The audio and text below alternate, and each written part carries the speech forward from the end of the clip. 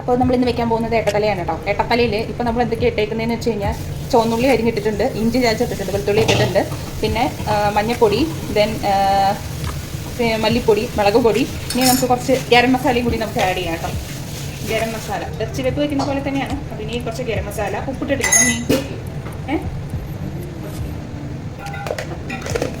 കുറച്ച് ഗരം മസാല ഇട്ടിട്ടുണ്ട്.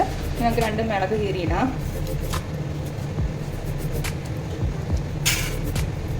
മുളക് 4 മുളക് നമുക്ക് കീറിയിടാം കേട്ടോ. ഏട്ടത്തലയിൽ എത്ര ഉണ്ടാവും? 1 കിലോ ഏട്ടത്തലയാണ് എടുത്തേക്കുന്നത്. ഇതിൻ്റെ വെള്ളം ഒഴിച്ച് നമ്മൾ വേവിക്കാൻ വെക്കുകയാണല്ലേ. ഇത്തിരി വെളിച്ചെണ്ണ കൂടി ഒഴിച്ച് നമ്മളൊന്ന് കൈകൊണ്ട് ഇത് മിക്സ് ചെയ്തെടുക്കണം.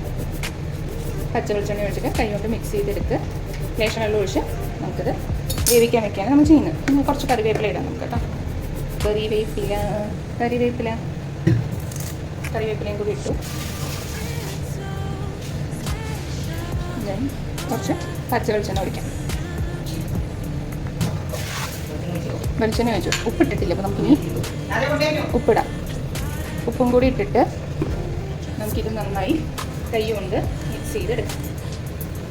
അപ്പോൾ ഒന്നുകൂടി പറയുന്നതിൽ എന്തൊക്കെ ഇട്ടേക്കുന്നതെന്ന്: ചുവന്നുള്ളി ചെറുതായി അരിഞ്ഞത്, വെളുത്തുള്ളി ഇഞ്ചി ഒന്ന് ചതച്ചിട്ടിട്ടുണ്ട്, പിന്നെ മുളക് പൊടി, മല്ലിപ്പൊടി, ഉപ്പ്, ഗരം മസാല, മീറ്റ് മസാലയായിട്ട് വെളിച്ചെണ്ണ, പച്ചമുളക് ഒരു 4 നടുവേ കീറിയിട്ടിട്ടുണ്ട്, കറിവേപ്പില, ഉപ്പ്, ഇതെല്ലാം കൂടി ഇട്ടു.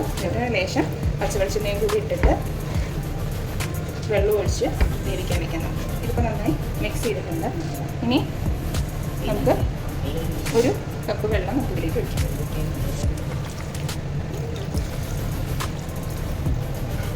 1 കപ്പും കൂടി വെള്ളം ഒഴിക്കണം.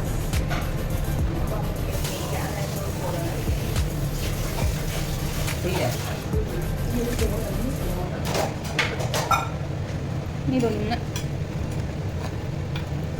യോജിപ്പിക്കുക. ഓക്കെ, ഇത് നാടൻ സ്റ്റൈലാണ്. നമ്മൾ അടുപ്പിലാണ് ഇത് ഗൈസ് വയ്ക്കാൻ പോകുന്നത്. അടുപ്പിൽ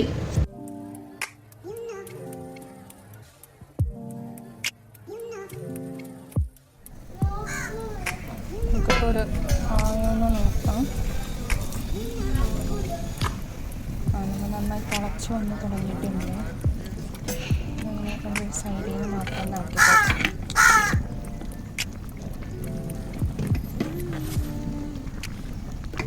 നന്നായി ആയിട്ടുണ്ട്. ഇനി എന്താ പരിപാടി? ഒന്നും കൂടി ഒന്ന് തിളച്ചിട്ട്